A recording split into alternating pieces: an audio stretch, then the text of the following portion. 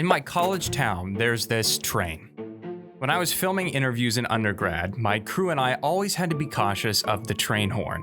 Your audio levels are perfect, and then bam, this loud train horn stops all production, and then you had to redo the interview and edit it in post. It was a whole thing.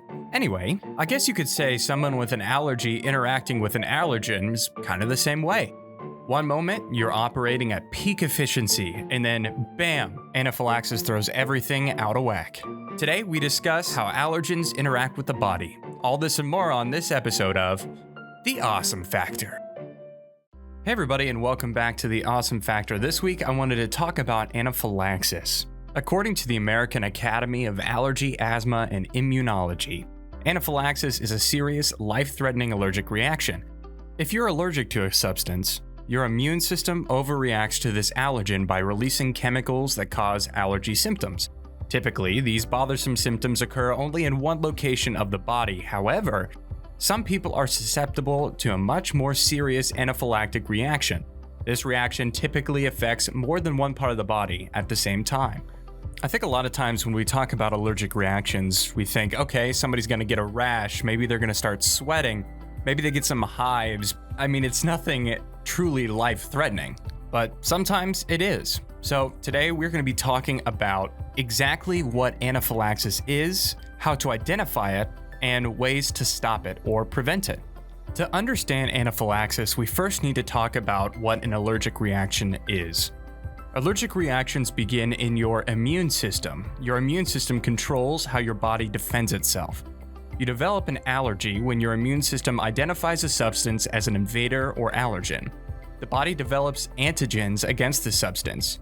Your immune system then overreacts by producing antibodies called immunoglobulin E, or IgE. These antibodies travel to cells that release chemicals meant to attack the allergen. When a susceptible person is exposed to an allergen for the first time, the body starts producing a large quantity of IgE antibodies. The next exposure to the same allergen may result in an allergic reaction.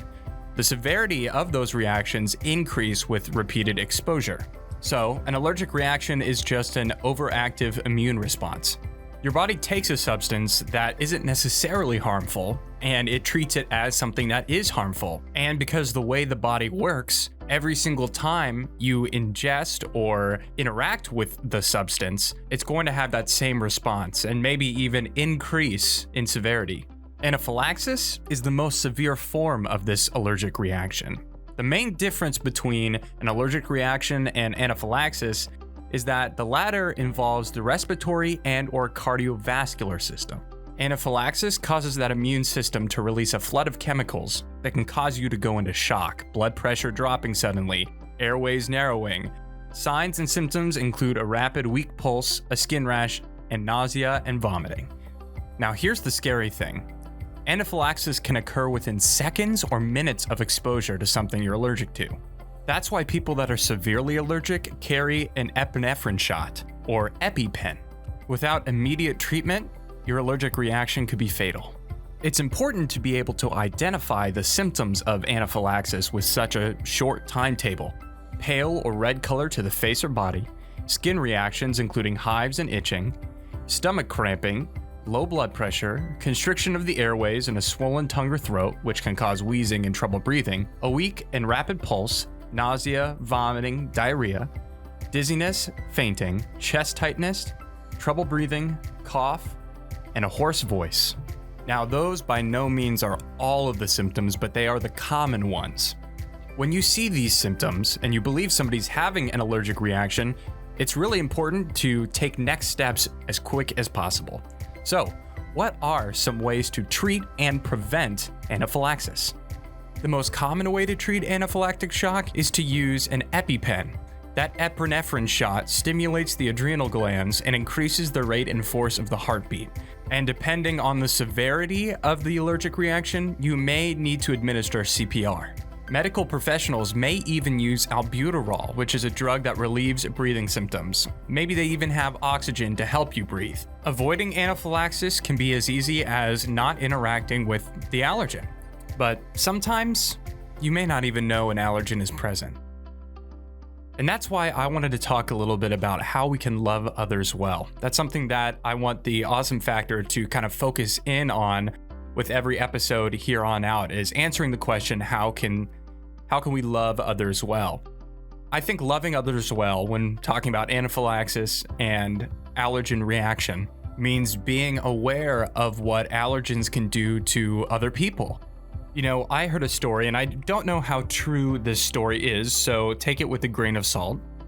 But I heard a story about someone who was on a commercial flight and was allergic to peanuts.